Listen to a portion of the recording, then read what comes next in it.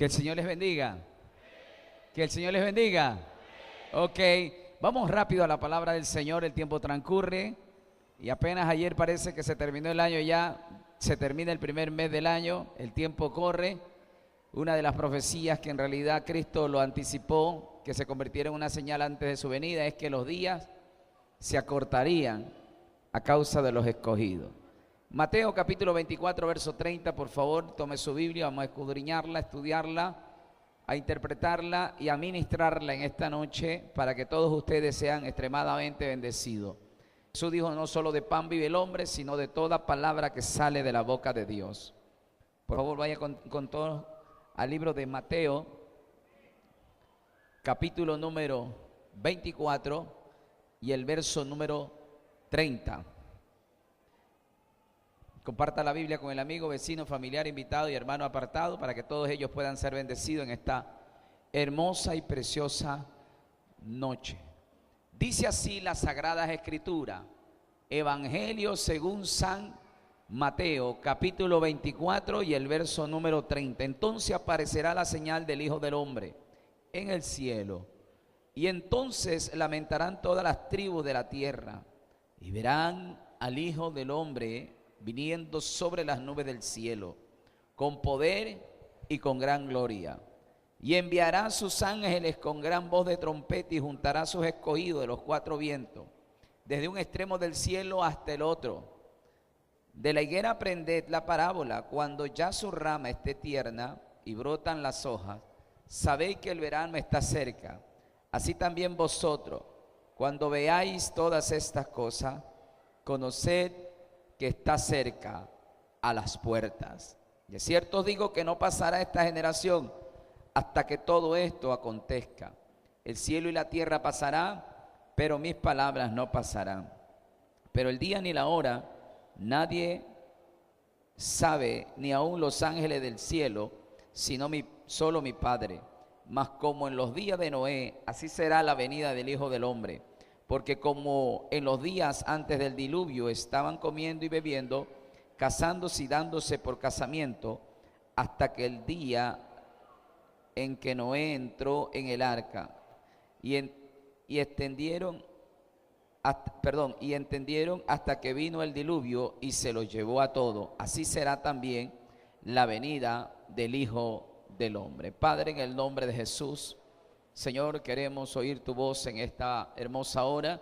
Habla, exhorta, consuela y edifica, pero sobre todo estremece el espíritu de cada uno de nosotros para caminar en temor y temblor delante de tu presencia. En Cristo Jesús, amén, amén y amén. Tome asiento, por favor, y vamos a regalarle una alabanza de aplauso a Jesús en esta hora.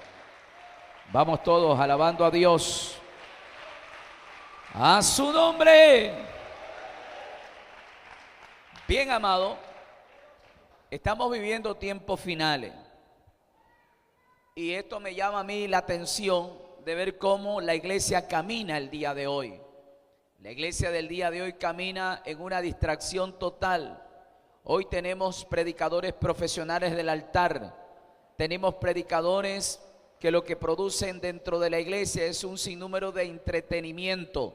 Tenemos iglesias que en realidad están desviándose de la visión, de la senda antigua y del camino que Cristo trazó. Hoy tenemos predicadores con ciertas apariciones que conllevan a distracciones, con pseudas revelaciones, ¿verdad? Donde se dice que este es el tiempo de prosperidad, el tiempo de abundancia, el tiempo de la benevolencia, de la bendición, de la posesión, y yo no me aparto de que Dios pueda bendecir a una iglesia, pero a una iglesia que realmente busque el reino de los cielos y su justicia. Una iglesia que primeramente ame a Dios sobre todas las cosas. Una iglesia que tema a Dios y que camine de la mano de Dios y va a obtener la bendición del Señor. Pero yo no puedo concebir en mi cabeza el pensar de ver que los predicadores del día de hoy suelen venir a congregaciones y decir: este es el año de la prosperidad, es el año de la bendición, es el año de la abundancia, es el año de cielos abiertos. Y entre tanto, la condición espiritual de la iglesia es todo lo contrario. Una iglesia que peca con facilidad, una iglesia que anda en cosas ocultas, una iglesia que no perdona, una iglesia que no es santa, una iglesia que es mancillada en su espíritu. Y viene: no, esa es la palabra que Dios me dio para ti, que vas a ser prosperado, bendecido y que caminarás en abundancia. Ese tipo de situaciones ha hecho que la iglesia pierda, ¿verdad?, la senda por donde Cristo caminó. Entonces uno se pone a analizar las escrituras y se da de cuenta que los tiempos finales lo que va a haber es apostasía. Y yo creo que la apostasía es producto de los avivamientos, porque los avivamientos, cuando se manifiesta el Espíritu de Dios, pero donde hay trigo también hay cizaña, el espíritu del anticristo, la confusión, la adivinación, ¿verdad?, la oposición espiritual se levanta. Y de hecho, sea de paso, en todos los grandes avivamientos de la historia se levantaron grandes hombres que estaban en la fe pero apostataron, ¿verdad?, los fundadores de grandes sectas, entre ellos los santos de los últimos días, conocidos como los mormones, ¿verdad? Ellos en realidad fundaron su organización bajo un hombre que tuvo una experiencia con Dios, y sin embargo luego vino la confusión. El fundador de los Jesús Solo, de los Testigos de Jehová, de los que forman parte del grupo de los adventistas, todos ellos se salieron de la verdad en grandes avivamientos que surgieron. Pero lamentablemente tenemos una iglesia que lamentablemente no camina en la verdad, se está desviando, y el problema básicamente son de los predicadores, de los líderes y los ministros. Y yo con este mensaje quiero exhortar a todo aquel que predica la palabra del Señor, que se vuelva a Dios, que tome el mensaje de Dios en su vida y que no se deje arrastrar por la corriente de pseudo predicadores que en realidad hoy por hoy lo que están haciendo es distraer a la iglesia con ciertos programas humanos, con ciertas estratagemas, con filosofía, con ciertos argumentos que el mismo apóstol Pablo lo menciona a los colosenses. Dice: mirad que nadie os engañe con filosofía hueca, ¿verdad?, con rudimento, con todo pensamiento de ideología humana, sino que uno tiene que ser direccionado bajo la palabra del Señor. Cristo dijo: cielo y tierra pasará, mas mi palabra no pasará. El mensaje que nunca debe de variar, el nunca debe de mudar, es el evangelio de nuestro Señor Jesucristo. ¿Cuántos alaban a Dios? Ahora bien, estamos 2018, estamos dando el inicio a un nuevo año, pero para mí son tiempos finales. Y el mensaje que Apocalipsis capítulo 3 verso 14, el Espíritu de Dios habla a la iglesia de la Odisea, que es la última iglesia de las 7 iglesias que el mensaje se le da. ¿Por qué es la última? Porque es la del tiempo final.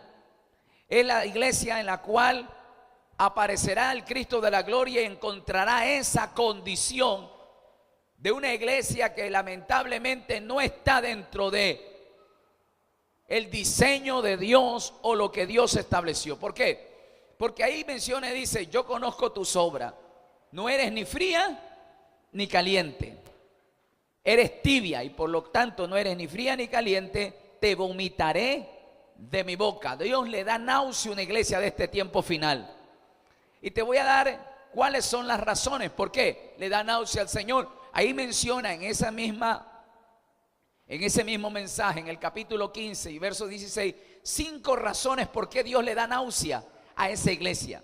Dice: tú eres rica, tú dices que eres rica, ¿verdad? Tú dices: me he enriquecido. Pero Dios le dice 5 situaciones o 5 características por las cuales Dios le da náusea. Le dice: eres, primero, desventurada. Número 2, le dice: eres ciega, eres pobre, eres desnuda. O sea, en otras palabras, le está enumerando el Señor a esta iglesia 5 características que desafortunadamente la iglesia de este tiempo la está obteniendo. Número 1 dice: porque, verso número 15 dice: yo conozco tus obras, ojalá fuera frío o caliente, ojalá fuera frío o caliente, pero eres tibio y por eso te vomitaré de mi boca. Porque tú dices: yo soy rico, verso 17, y me he enriquecido y de ninguna cosa tengo necesidad. Y no sabe que tú eres, número 1, desventurada, miserable, pobre, ciega y desnuda. Note esto, le menciona 5 condiciones por las cuales la iglesia de este tiempo está. ¿Por qué el Señor le dice, tú que dices que eres rica y me he enriquecido y no tengo de necesidad de cosa alguna? Porque la predicación de este último tiempo solo se menciona dinero. La super mega prosperidad, radio, televisión, aleluya, prensa escrita, internet y todas las redes sociales. Los predicadores que más seguidores tienen son esos predicadores que solamente profetizan dinero. Usted ve unos predicadores que en realidad tienen agenda hasta el 2030. Son predicadores que solamente te profetizan dinero, solamente te hablan de prosperidad. Y en realidad, y usted ve las megas iglesias con los lujos. Yo no estoy en contra que una iglesia prospere y que se embellezca y que le dé lo mejor para el Señor y tenga un establecimiento para la gloria del Señor en excelencia. Gloria a Dios. Pero no con un solo mensaje me va a predicar a mí 365 días del año, donde me hablen de dinero desde enero hasta diciembre, donde me digan que, aleluya, el que no prospera es un miserable, que está en maldición y que no entra al reino de los cielos, cuando en realidad Cristo le dijo a Judas, verán, no te preocupes tanto por los pobres, porque siempre los pobres estarán por vosotros. ¿Por qué? Porque en realidad los pobres usted no los va a poder erradicar ningún gobierno ni la iglesia. Siempre habrá pobres, porque mientras hay pobre, va a haber misericordia para poder extender el amor de Dios y poder hacer obras correctas. La iglesia tiene que desenvolverse en esa misericordia con aquel que no lo tiene. Pero le dice, tú que te jactas de riqueza y no tienes necesidad de nada. Es una iglesia que en realidad se había desviado a causa del dinero, y la raíz de todos los males es el amor al dinero. Entonces ese es el problema que tenemos. Y que si tú en este año eres próspero, gloria a Dios, y oraré por ti para que seas próspero. Pero lo que yo voy a orar antes que tú seas próspero es que tú seas santo, que ames a Dios, que temas a Dios, y que el dinero que mañana llegue a tu casa no te cambie, ni tampoco te desvíe de la presencia de Dios. ¿Por qué? Porque en realidad eso es lo que quiere el diablo, que tu corazón se contamine y te desvíes de la presencia del Señor. ¿Cuántos alaban a Dios en esta hora? Entonces la iglesia de tiempos finales, primero el Señor le dice, me das náusea, te vomito, primero porque eres desventurada. Y la palabra desventurada, lo contrario es bienaventurado. Y la palabra bienaventurado significa tener vida en abundancia, ser portador de la bendición de Dios, poseer la gracia y el favor de Dios. Es ser bienaventurado, ser bendecido, ¿verdad? Poseer la gracia del Señor, tener vida eterna. Eso es bienaventurado. Pero el Señor, ¿a cómo la menciona a esta iglesia? Le dice, eres desventurada. O sea, no portas la gracia del Señor. Tienes nombre del que vive, pero estás muerto. Eres desventurada. Número 2, ¿qué le menciona según el verso 17? Yo lo quiero leer. Número 1 le dice desventurada. Número 2 le dice miserable. ¿Cómo le dice el Señor ahí? Yo creo que se le hizo un nudo en la garganta a alguno. Primero le dice desventurada. Segundo, ¿qué le dice? Miserable. Eso es como un insulto, ¿verdad? Alguien que te grite miserable te está invitando a pelear. Pero Dios le está diciendo, ¿por qué es que le da náusea a esta iglesia? Por el simple hecho de que esta iglesia de tiempo final tenía dinero, pero era miserable. La palabra miserable significa indolente, que puedes ayudar y no lo haces. Eres amador del dinero que no quiere que se te desperdicie. Es una persona que ama mucho el dinero. Miserable es primo hermano del tacaño y del avaro. Miserable es aquel que tiene pero no lo quiere gastar para no perder. Miserable es aquella persona que no es doliente con la necesidad de otro, que sabiendo tener no le doy, y que yo tengo comida hasta para desperdiciar, prefiero botarla a darle de comer a aquel que lo necesita. Esa persona es que sabiendo que Dios te ha bendecido y Dios realmente tiene una necesidad dentro de su obra y que de pronto se necesita aportar para el reino, para poder construir, comprar, y sabiendo que tú tienes dinero hasta para botar y no le das a Dios, sabiendo que Dios te ha bendecido. Eso es que ser. No lo mire. Ahora, ¿usted cree que hay gente dentro de la iglesia que tenga esta característica? Gracias a Dios que no ha venido, pues usted tiene esa silla ahí al lado que está vacía. ¿Por qué? Porque no le dan a Dios. ¿Quiénes son esos miserables? ¿Quiénes? Diezman, ofrendan. Pero lo dice con un temor, con un miedo. No lo digo yo, el Señor le está diciendo a una iglesia de tiempos finales. Y si a usted no le gusta, agarre un equipaper ahí, bórrelo o arranque esa página, pero ahí está. Dios le da náusea viendo una iglesia que sabe que tiene que dar y no da, sabe que tiene que hacer misericordia y no lo hace, sabe que tiene que cumplir con César, pero con Dios no cumple. Pero sin embargo, Dios la mira y le dice: desventurada, tú que dices que eres rica, pero sin embargo, para Dios eres una persona desventurada. Número dos, la tercera característica por la cual Dios le da náusea a este tipo de iglesia. Número uno, dice que es desventurada. Número dos, miserable. ¿Qué más dice ahí? Pobre. Para el mundo eres rico. Tienes para estrenar carro, tienes para estrenar casa, tienes para estrenar un nuevo televisor, tienes para hacerlo de aquí, lo de allá, traer ropa de la más cara y costosa. Pero sin embargo, Dios te ve pobre. Puede que haya abundancia y te reconozca como una persona próspera y bendecida en la tierra, pero Dios te ve desventurado, te ve pobre. En otras palabras, el rico y Lázaro, rico, tenían mucha abundancia, pero cuando murió pasó a ser un pobre, porque la realidad natural no refleja la realidad espiritual. Voy a repetir esto porque esto es clave. Tu realidad natural no refleja tu verdad espiritual, porque la verdad de Dios no se sujeta a la realidad natural, ¿verdad? La realidad natural puede que tú seas una persona extremadamente adinerada, pero en el cielo eres extremadamente pobre y miserable. Por eso Cristo dijo: no hagas tesoro en la tierra, porque abajo hay tres cosas que destruyen la riqueza: el orín, la polilla y los ladrones. Pero procurad ser riqueza en el reino de los cielos, porque allá no entra el ladrón, ni el orín, ni la polilla, y tu fortuna es eterna y para siempre. ¿Cuántos alaban a Dios? Número 4. Primero, desventurada, miserable, pobre. ¿Qué dice ahí? ¿Qué le dice? Ciega. ¿Y qué es ciego para usted? Es falta de visión, no pueden ver, ¿verdad? No puedo percibir las cosas. Puede que en el mundo tengas visión, ¿verdad? Pero en el cielo el Señor te ve como ciega. ¿Y qué es lo que ceguece la visión espiritual? Diga conmigo: la ambición. La ambición te ciega espiritualmente. ¿Por qué? Porque por la ambición dejo las cosas de Dios por querer alcanzar lo que realmente me conviene. Pero espiritualmente Dios no te ve sino como una persona ciega. Bendito sea Dios.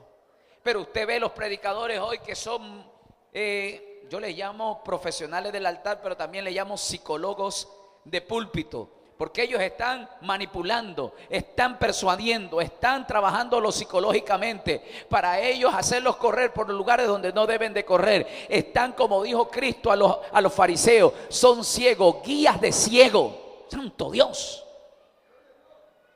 Pero mientras tú tengas la palabra, no habrá diablo ni demonio, porque tú estás en la luz, y donde hay luz no hay tiniebla. Y en esta casa, aleluya, procuramos siempre de tratar de ministrarte la palabra correctamente, la que te va a hacer llevar un día al reino de los cielos, que tal vez en ocasiones nos va a incomodar la realidad humana, y esta carne se va a sentir un poco agraviada, pero es necesario para que tu espíritu se despierte y busque a Dios con todo el corazón. ¿Cuántos alaban a Dios en esta hora? Y por último, desventurada, miserable, pobre, ciega. ¿Y qué más le dice ahí? Desnuda. Mi alma adora a Dios. Para Dios te ven vestido y te dicen: ¿qué siervo de Dios? ¿Qué sierva de Dios? Siervaza, siervazo. Si la Biblia parece hasta portafolio, la corbata parece que hasta la leva está ungida. te ven como reventado, perdón, como reverendo. Pero sin embargo, los hombres te ven como un hombre o una mujer preeminente, ungida. Pero Dios te ve como una iglesia desnuda. Jesús le dijo a los fariseos, sepulcros emblanquecidos. Porque los sepulcros eran de primera calidad, pero por dentro estaban solamente muertos y huesos secos. A mí me apena mucho porque esa es la percepción de Dios sobre la iglesia del tiempo final. Y no nos tenemos que alejar a la realidad, porque si usted tiene un poco de coherencia espiritual y un poco de temor de Dios, sabrá que esa es la realidad de este tiempo.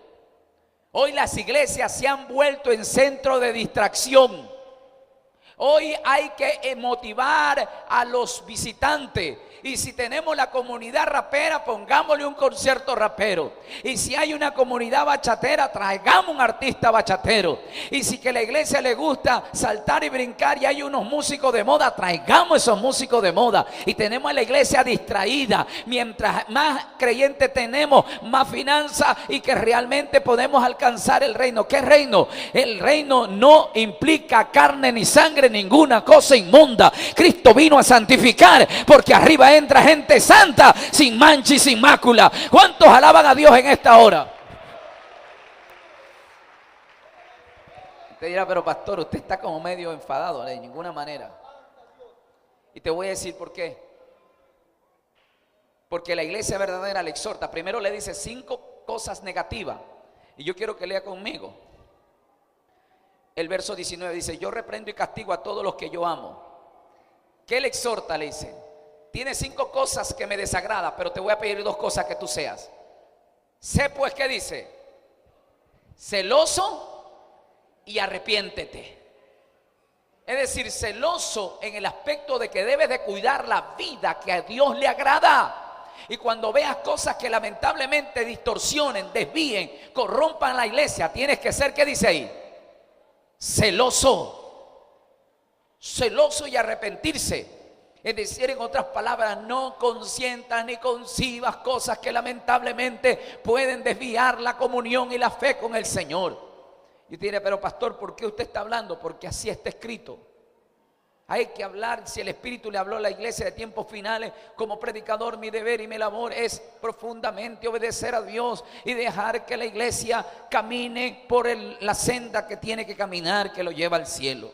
Te dirá, pero pastor, usted no leyó Apocalipsis capítulo 3 en cuanto al inicio del mensaje. Sí, yo le leí el Evangelio según San Mateo capítulo 24, el verso 30 en adelante, que narra la historia de cómo Cristo se puso en pie y habló las señales antes de su venida.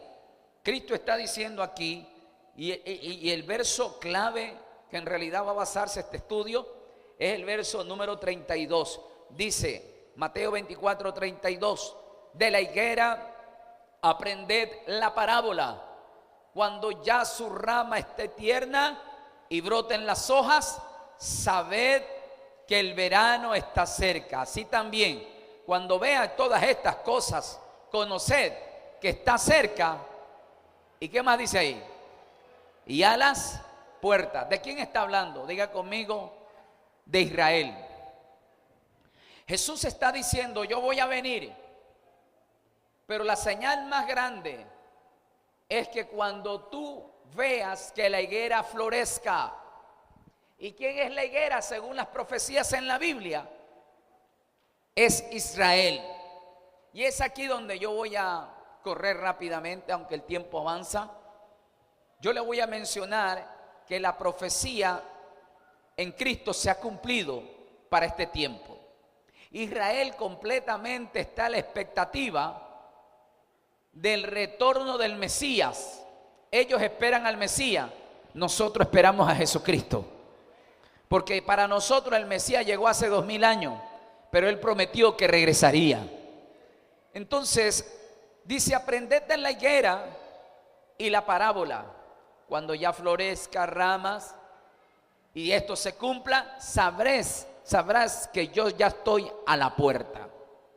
Y voy a narrar, después de que Cristo asciende al cielo, la iglesia comienza a ministrar, los 12 discípulos que se convierten en apóstoles, uno de ellos traiciona y es suplido por Matías.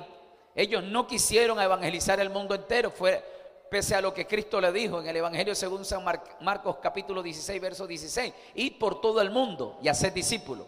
Ellos de Israel no quisieron salir, tuvo que venir, ¿verdad?, un decreto del rey en Roma y destruir todo Israel y Jerusalén y esparcir a todos los judíos en el mundo entero. No es sino Pablo que recibe el llamado de Dios y comienza a conquistar los 3 continentes en aquel entonces con el Evangelio y produce un gran avivamiento en el mundo gentil de aquel entonces. No es sino después de los 70 años que Cristo asciende, todos los judíos son esparcidos, se quedan sin patria, se quedan sin territorio, se quedan sin nación. Es ahí donde comienza el peregrinaje más grande en la historia de todos los judíos. 2000 años exiliados, errantes en el mundo, como nómadas, como peregrinos, colonizando, oh gloria al Señor, los países del mundo entero. Ellos viviendo como comunidad sin tener una nación. 2000 años. No es sino el 29 de agosto de 1898, donde ellos procuran traer la idea de poder resurgir como una nación, como la higuera que va a ser plantada y tiene que florecer. En 1898, el mes de agosto del día 29, ellos procuran llevar a cabo la primera convención o congreso judío, donde primeramente solicitaron al gobierno de Alemania para poder ellos establecerse, pero se lo negaron todas las instalaciones y su nación entera para reunirse. ¿Por qué?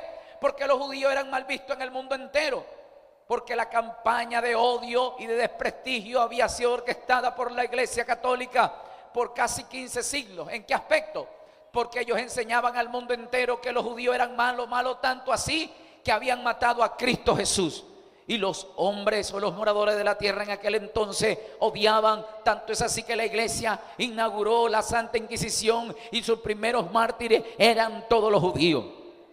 Todos los alemanes no lo quisieron recibir.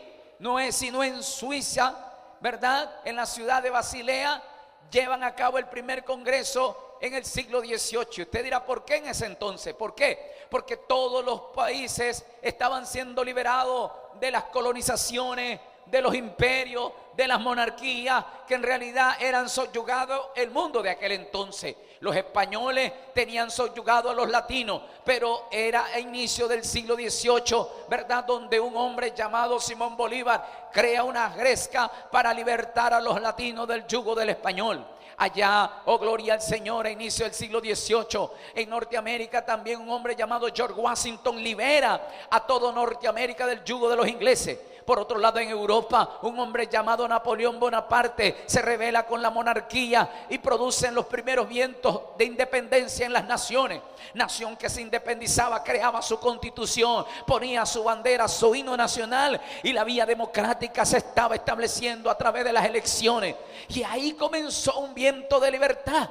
Y al ver esto, los judíos dijeron, es el momento ahora sí de recuperar nuestras tierras. Y es el 29 de agosto del año 1898. Se reúnen en Basilea, Suiza, y llevan a cabo su primer congreso. Y en aquel congreso, que duró 3 días, del 29 de agosto al 31, celebran 4 puntos importantes, entre ellos: número 1, crear, oiga esto, un movimiento político nacionalista, y le colocaron como nombre el sionismo. ¿Por qué no le pusieron judíos nacionales o israelitas nacionales o hebreos nacionales? ¿Por qué? Porque ese nombre desgastado en el mundo de aquel tiempo no lo querían. Tenían que codificar su esperanza y su deseo de formar nación. Y pusieron Sión, porque la Biblia dice los hijos de Sión o las hijas de Sión, describiendo así que eran los hijos de Israel. Y de esa manera se dieron a conocer el sionismo. Sionismo es la mezcla de Sión con nacionalismo,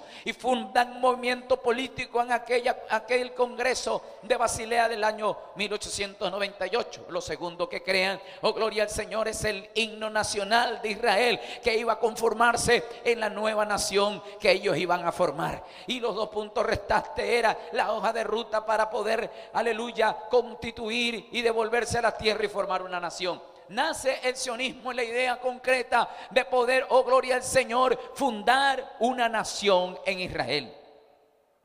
No fue sino en el año 1918, exactamente en el mes de enero, después de que se termina la Primera Guerra Mundial, oh gloria al Señor, el primer ministro de Relaciones Exteriores de la monarquía de Inglaterra pronuncia un tratado. Ese tratado lo mencionan y lo declaran como el Tratado de Balfour. Es un tratado de vía diplomática internacional y como imperio, como monarquía, declara que con la colaboración de los judíos habían ganado la Primera Guerra Mundial.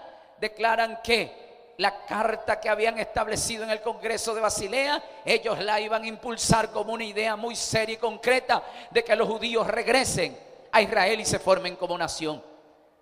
Ahora oiga esto, de 1898 al año 2018 se cumplen exactamente 120 años. Y usted dirá, ¿pero qué tiene que ver eso que este 2018 se cumpla 120 años? Pues ahí hay que entender que hay cosas que en realidad usted debe de analizar por la Biblia. Porque 120 es un número que aparece en la Biblia con eventos proféticos. ¿Por qué? Porque la Biblia dice, Pablo a los Corintios, que cuando Cristo estuvo en el monte de la ascensión, dio órdenes, dice a 500 que vaya y esperen en Jerusalén hasta que venga el Espíritu Santo. 40 días después ya no estaban 500 sino 120. Cuando se cumplió el número de los 120, dice la Biblia que descendió el Espíritu Santo. Porque 120 significa cumplimiento de un tiempo humano. A ver, pastor, explíquemelo por la Biblia, te lo explico. La Biblia dice en el libro de Génesis capítulo 6, dice Dios, ya no contenderé más mi espíritu con el hombre, porque ciertamente el hombre es carne y sus días serán 120 años sobre la tierra. Quiere decir que el tope de límite del ser humano era 120. Y el 120 es el cumplimiento de una generación humana donde el hombre podía llegar a su techo. Quiere decir en otras palabras que el 2018 se cumplen 120 años de cual se dio la idea concreta y legal de poder crear la nación de Israel. En otras palabras, la higuera está floreciendo, aleluya, las raíces se están solidificando en esta higuera y está dando fruto. Y cuando veas esto cumplir, yo ya estoy a la puerta y vengo a ver a mi pueblo. ¿Cuántos alaban a Dios en esta hora? No es sino en el año 1948, exactamente el 14 de mayo de 1948, Israel tiene la posibilidad tan grande por las declaraciones de las organizaciones Naciones Unidas. 1948 se había recién terminado la Segunda Guerra Mundial. El mundo entero estaba conmovido porque era la guerra más letal, había matado a 60 millones de personas en el mundo en aquella guerra. Pero lo que más conmovió a la sociedad era el holocausto que hicieron los alemanes para con los judíos a través de un hombre llamado, oh gloria al Señor, de un movimiento nazi llamado Adolfo Hitler. Mató despiadadamente a 6 millones de judíos. Y todas las organizaciones de Naciones Unidas, con el impulso de Norteamérica, oh gloria al Señor, y de Inglaterra, propusieron, ¿verdad?, compensar el gran daño que se le había causado la guerra y la sociedad por años y devolverle las tierras a Israel. Y es con esa declaración de la Organización de Naciones Unidas recibe la autorización, aleluya, la monarquía de Inglaterra. Envía a Inglaterra la primera flota aérea donde rodea la antigua Israel, la antigua Palestina. En aquellos días moraban los turcos y lanzaron panfletos o comunicados diciéndoles que, oh gloria al Señor, que tenían que desalojar las tierras porque si no iba a haber derramamiento de sangre. Cuando los moradores de aquel sector, los turcos, vieron aquel comunicado, dijeron: es un mensaje de Alá, es un mensaje del Dios de los musulmanes, es el mensaje de parte de Mahoma que nos manda a decir que salgamos porque él no quiere asesinarnos. Y dicen que en aquellos días salieron con sus pertenencias y su familia, abandonaron las tierras y las casas y propiedades sin derramar una sola sangre. Y fue el 14 de mayo de 1948 donde Israel regresó a su tierra y establecieron ese mismo día la creación de la nación de Israel por el movimiento sionista. Y esto generalmente nos lleva a sorprender aún más. ¿Por qué? Porque Isaías capítulo 66 y el verso número 8 menciona: oh, la tierra dará a luz una nación en un día. Sí, y es ahí donde dice que Sión dio a luz a su hijo Israel. En otras palabras, dice que Sión dio a luz a Israel. ¿Cuál Sión? El movimiento sionista que se había creado en el año 1898 dio a su hijo Israel en el año 1948. Es ahí donde la profecía de Isaías se cumple, dando a entender que Cristo viene a ver a su pueblo. No es hora de jugar al evangelio, es hora de predicar que Cristo viene. ¿Cuántos alaban a Dios? Pero ahí no termina todo, porque en 1948 al 2018, el 14 de mayo, se cumplen exactamente 70 años. 70 años. Usted dirá, pero ¿qué tiene que ver 70 en la Biblia? Ok, la historia nos enseña que después de que Cristo ascendió, 70 años los judíos estuvieron en Israel y Dios los desapareció, ¿verdad? Fueron esparcidos por todo el mundo sin tierra y errante. Pero ya en este 2018 se cumplen 70 años que ellos regresaron a su tierra. Muchos teólogos apuntan a decir en grandes debates teológicos que es el cumplimiento de la profecía de Daniel, que habla de las 70 semanas, que cuando se cumplan las 70 semanas el Mesías regresará a la tierra. En otras palabras, ellos están diciendo que la profecía de Daniel se está cumpliendo en este tiempo y el retorno del Mesías en Israel están esperando. Pero cuando esto se cumpla, que cuando esto se cumpla, la iglesia ya está lista para partir al reino de gloria, para vivir por la eternidad y dejar de sufrir aquí en la tierra. Alguien diga gloria a Dios. No es sino a finalizar de esta creación 20 años después, año 68, todos los países del Medio Oriente despertaron un odio fatal, cruel y despiadado sobre Israel, como en los tiempos de los jueces, como en los tiempos de Moisés, como en los tiempos de los reyes. Todos los países que moraban alrededor comenzaron a odiar a Israel, encabezado con la potencia más fuerte de aquel entonces, que eran los egipcios. Entró a esa coalición los Siria, Irak, Irán, ¿verdad? Líbano, la Liga Árabe. Todos ellos se reunieron. No es sino en una fiesta conocida como la fiesta del Yom Kippur. A la diferencia del Yom Kippur con los musulmanes tienen una fiesta que le llaman el Ramadán, pero los judíos llaman Yom Kippur una fiesta espiritual donde ellos se vuelven a Dios, donde oran y están totalmente consagrados para Dios. Aquel día se iba a celebrar aquella fiesta del Yom Kippur. Oh, gloria al Señor. Y tácticamente habían hecho ya la coalición para que en aquel día hacer el ataque y destruir a Israel. Muchos ingenieros, muchos peritos en guerra habían determinado que era la guerra más cruel y sangrienta que se iba a hacer, porque consideraban a los enemigos de Israel como un león y a Israel como un ratón, que iba a ser cuestión de horas para desaparecer de la faz de la tierra a todos los judíos. Pero de una manera sorprendente, la guerra dura 6 días, exactamente, la guerra dura 6 días.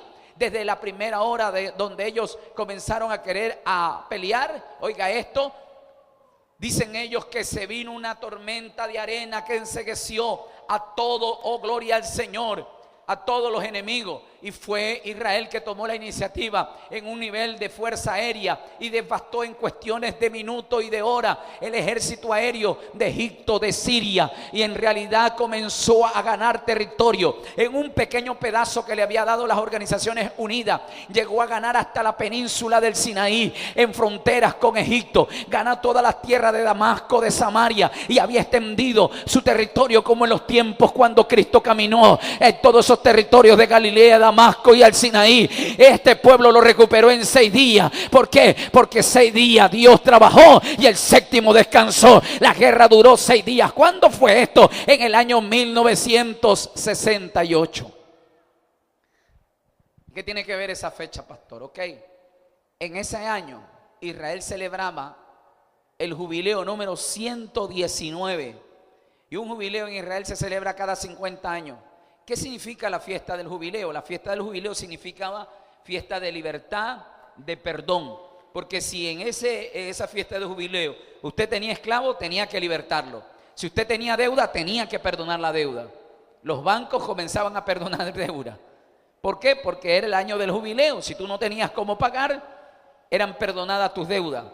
Se reconciliaban con los enemigos. Generalmente era la fiesta del jubileo.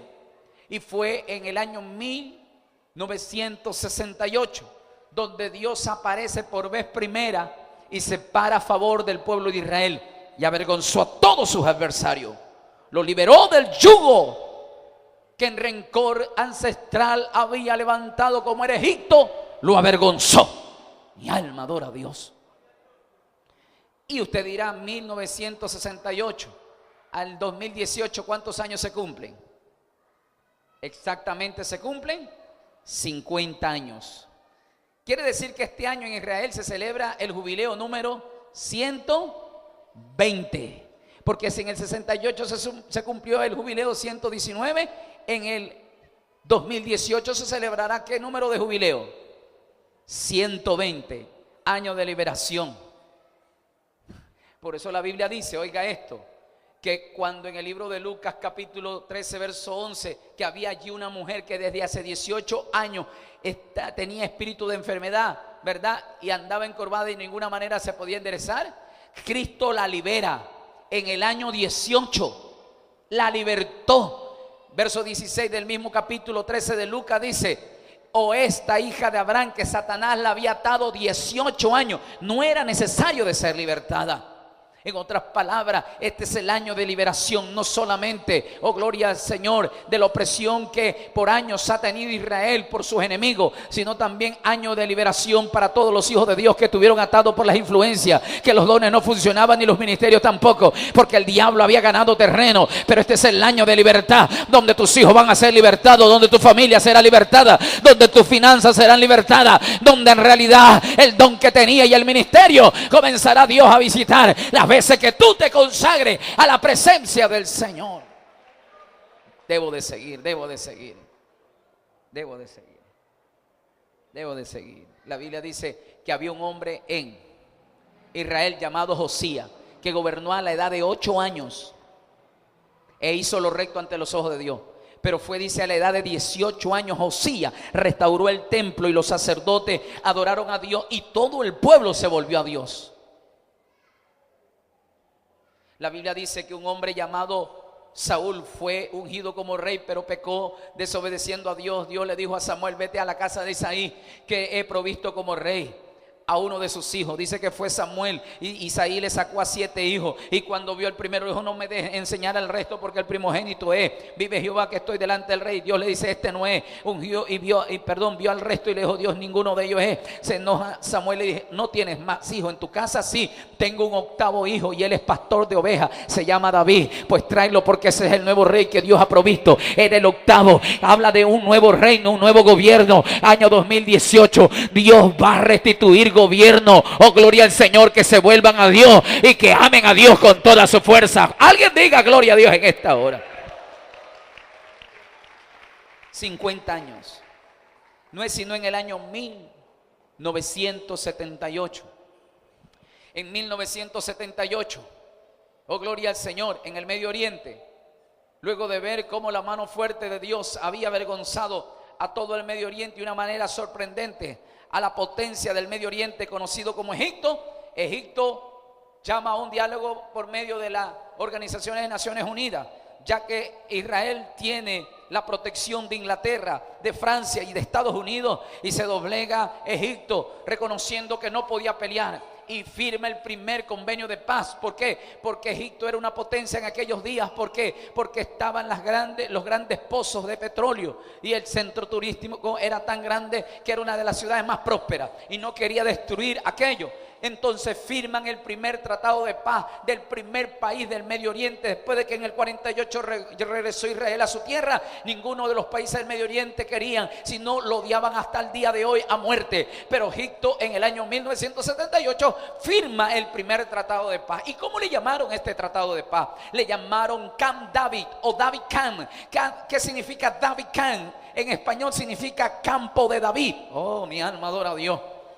¿Por qué le pusieron campo de David? Porque Egipto reconocía que el territorio donde estaban los judíos era el campo de David, el hijo de Isaí, aquel que había avergonzado a todos los reinos de la tierra, el mismo pueblo de Israel que había avergonzado a Egipto y a Faraón, a toda aquella nación, la había avergonzado con mano fuerte de parte de Dios. Y Egipto no puede ocultar su historia, porque aún en sus paredes está escrito el nombre de aquel Dios que avergonzó y destruyó a Faraón. ¿Cuántos alaban a Dios? Año 78 al 2018, ¿cuántos años cree que se van a cumplir? ¿Cuántos años? 40 años. 40 años en la Biblia, ¿qué significa? Prueba, dolor, sufrimiento, escasez, necesidad. ¿Por qué? Porque la Biblia dice que Israel, ¿cuántos años estuvo en el desierto? 40 años. ¿Cuántos días estuvo Cristo ayunando en el desierto? ¿Cuántos días subió al monte de Isaías a bajar las tablas de los mandamientos en tabla de piedra?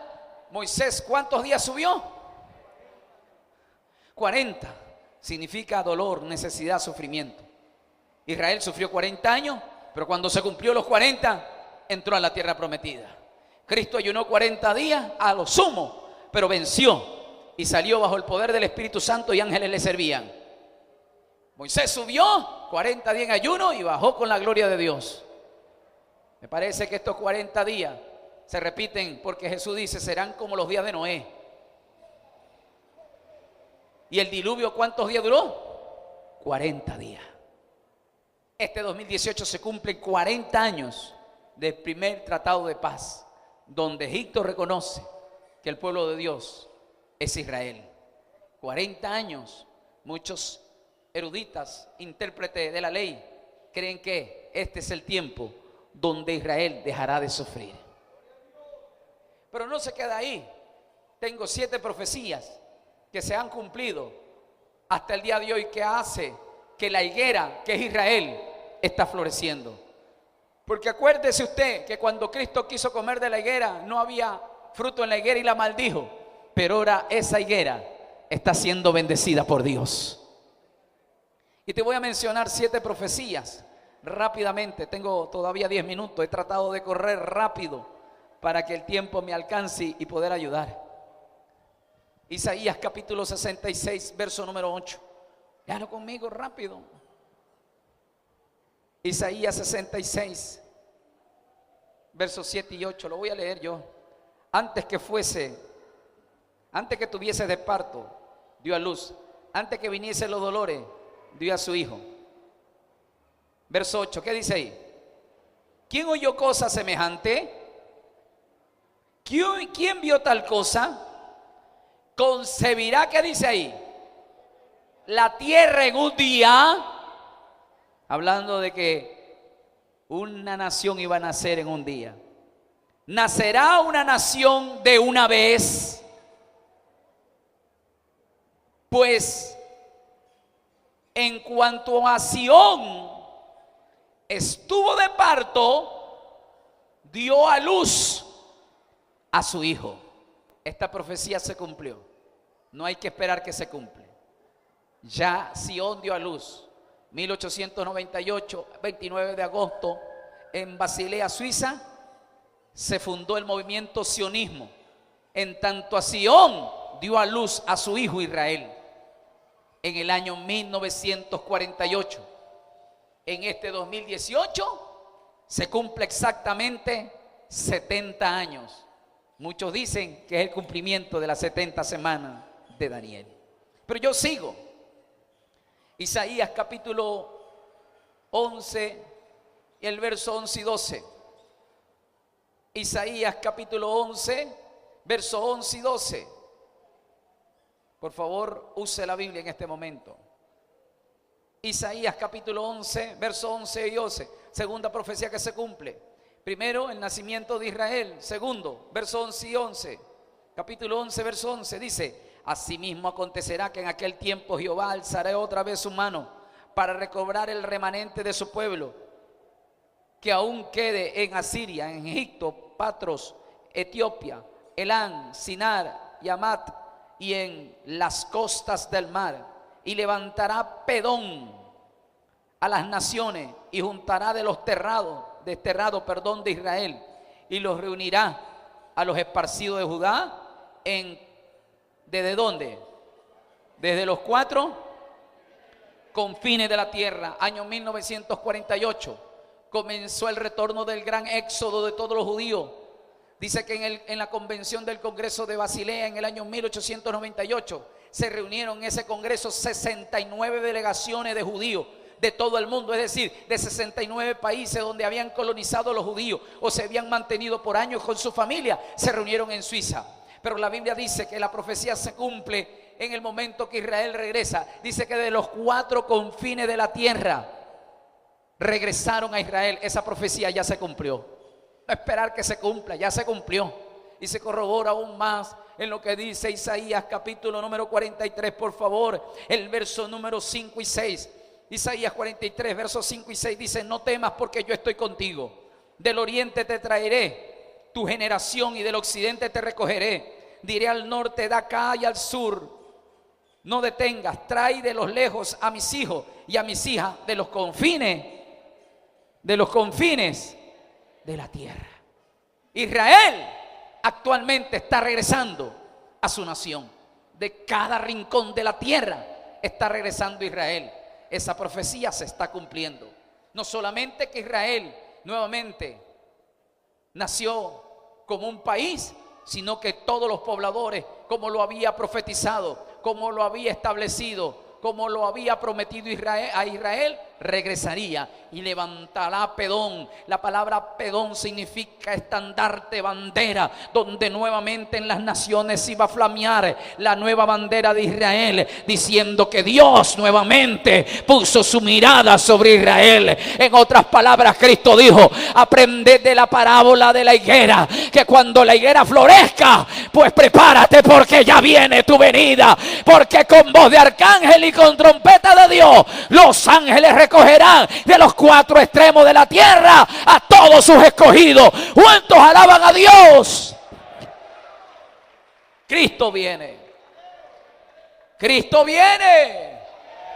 Toca a 2 personas, dile: preparémonos. Tercera profecía, Isaías capítulo 27. Por favor, use su Biblia. Isaías capítulo 27, verso número 6. Dice así: días vendrán.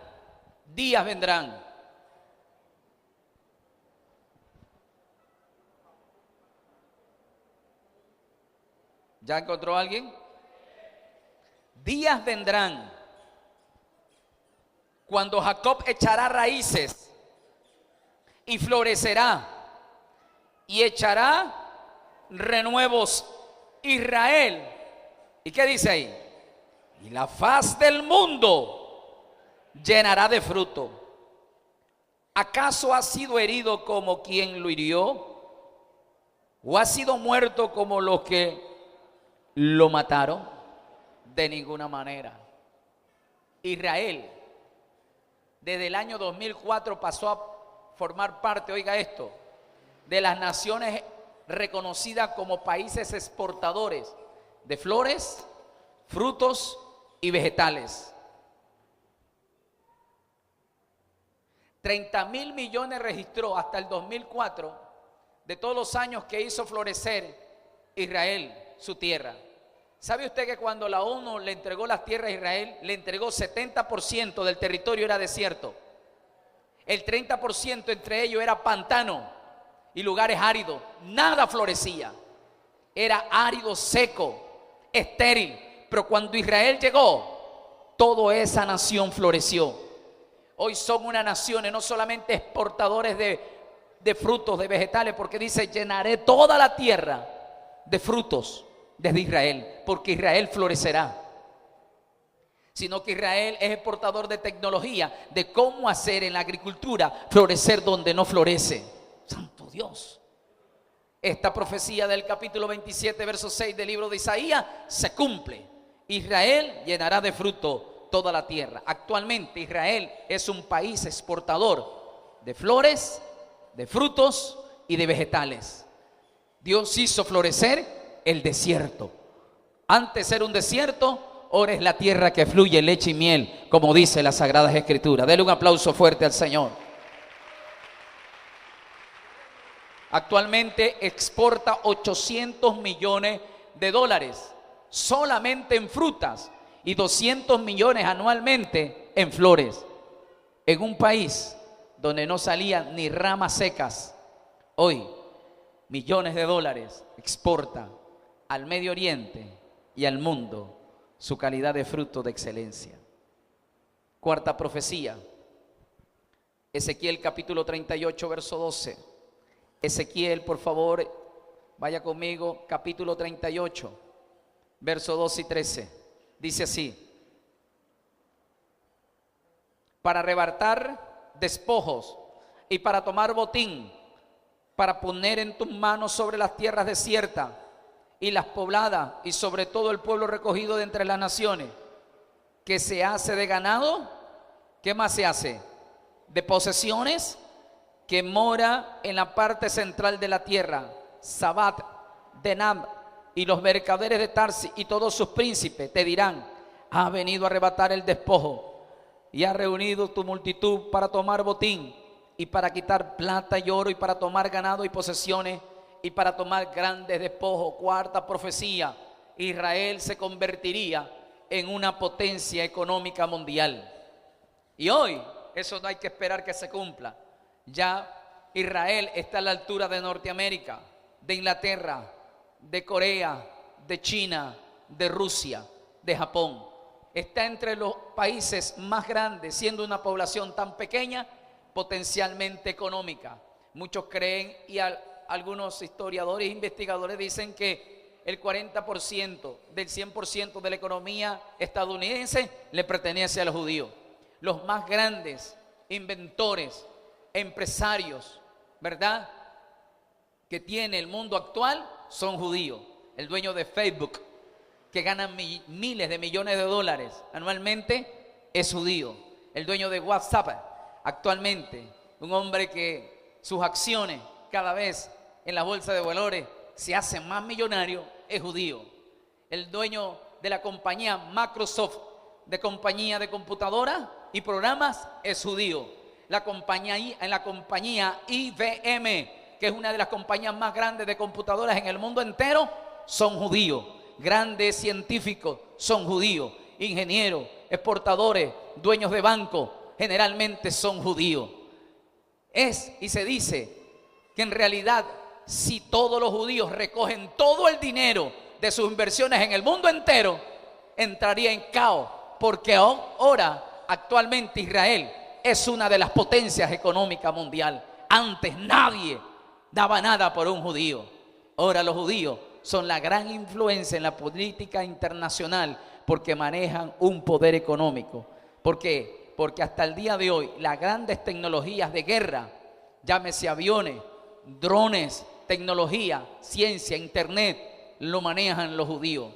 Judíos han venido a tomar botín y todos los moradores de la tierra se sorprenden porque todo el botín y el dinero de ellos lo está obteniendo ellos. ¿Por qué? Porque a causa de las tecnologías y de las grandes invenciones que ellos tienen, automáticamente están recogiendo el dinero sobre la tierra. Esta profecía de Ezequiel, capítulo número 38, hoy por hoy se ha cumplido.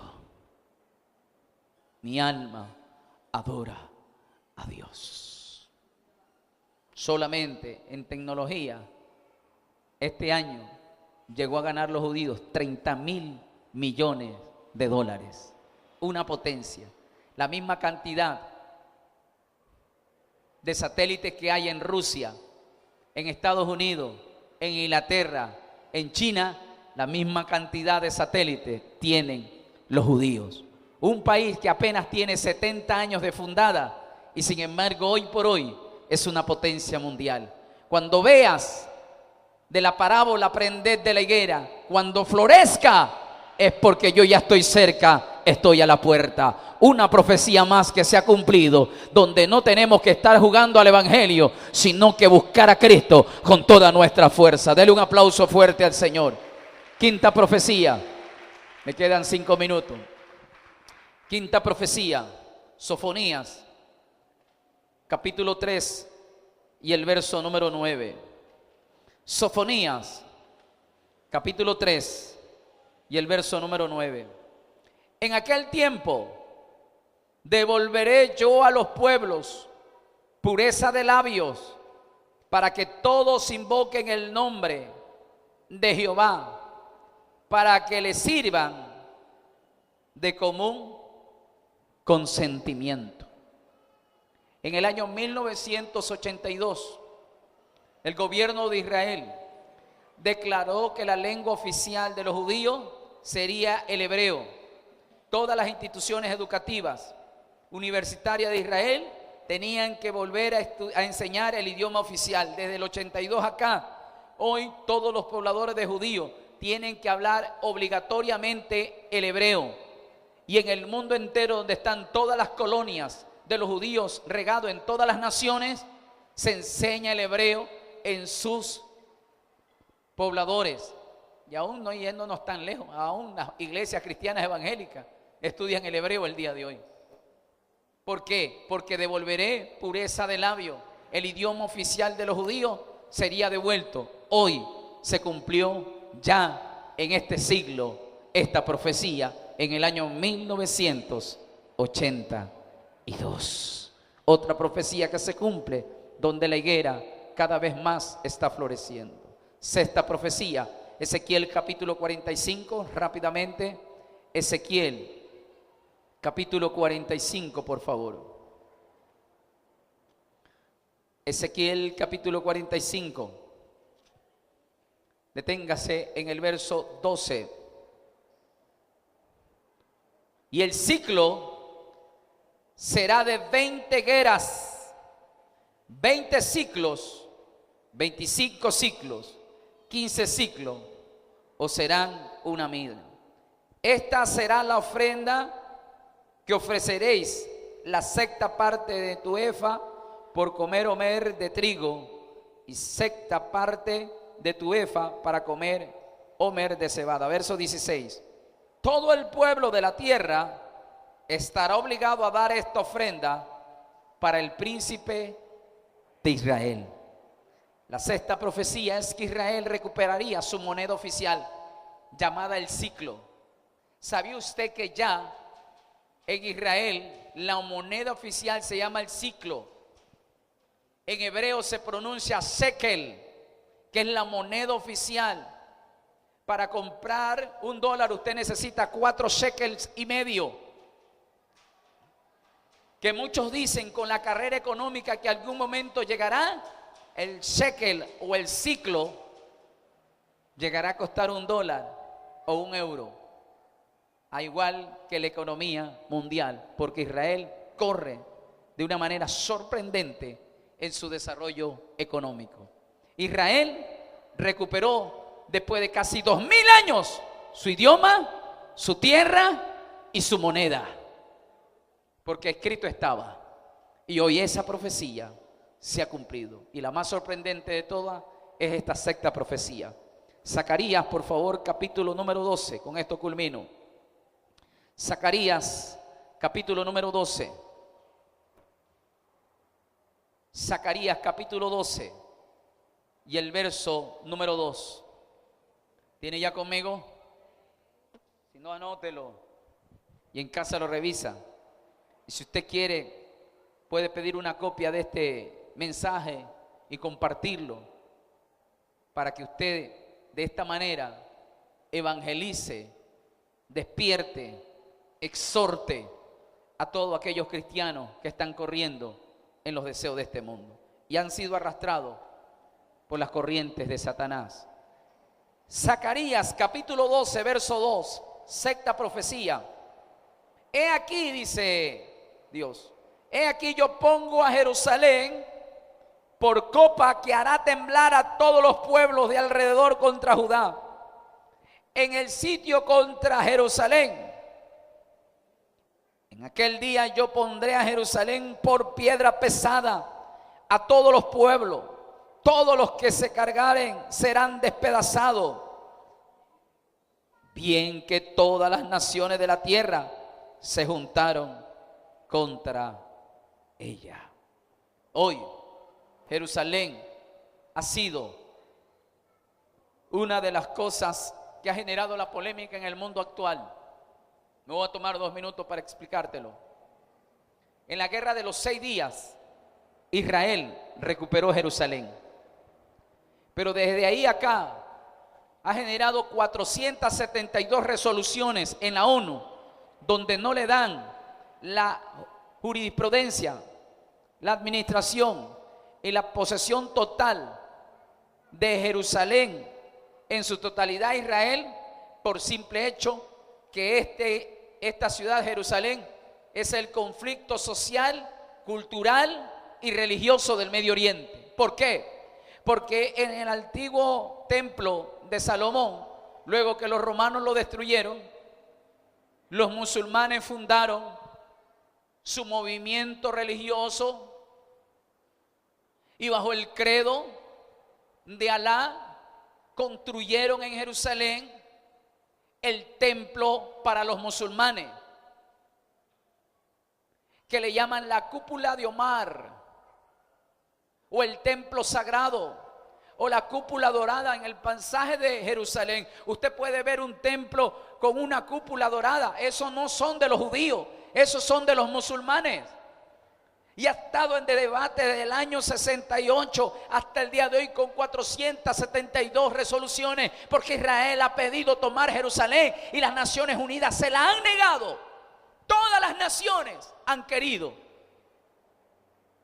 esta nación, pero no, dice la profecía, a Jerusalén lo pondré como trofeo. Todo el mundo quiere conquistar Jerusalén. Actualmente en esa pequeña ciudad, tan pequeña que es Jerusalén, están las 3 religiones más grandes en el mundo entero. Está el musulmán, está el judío y está el cristianismo, derivado en 2 áreas, el catolicismo y los evangélicos protestantes. Por eso que Jerusalén es abierta al mundo entero. Por convenio de la ONU se respeta que todos los moradores de la tierra y todos los países del mundo suban a Jerusalén. La pondré como copa. El diciembre del año pasado, a finalizar del 2017, desde el 68 acá, ningún presidente de Norteamérica había propuesto reconocer a Jerusalén como la capital de Israel, porque había un conflicto entre todas las naciones en no pronunciarse. Pero fue Donald Trump, presidente norteamericano actual, donde se pronunció al mundo entero que Norteamérica, en finalizar del 2017, reconoció a Jerusalén como capital de Israel. Me apena mucho porque tras de ese pronunciamiento, Ecuador se pronunció y dijo que no reconocía a Jerusalén como capital de Israel. Yo como ecuatoriano no me identifico con el pronunciamiento político del Estado de mi país, porque como iglesia y como creyente y como hijo de Dios, nosotros reconocemos a Jerusalén como la capital del pueblo de Dios. ¿Cuántos alaban a Dios en esta hora? He aquí yo pongo a Jerusalén por copa, que hará temblar a todos los pueblos de alrededor contra Judá, en el sitio contra Jerusalén. Y en aquel día yo pondré a Jerusalén por piedra pesada, y todos los pueblos, todos los que se la cargaren, serán despedazados.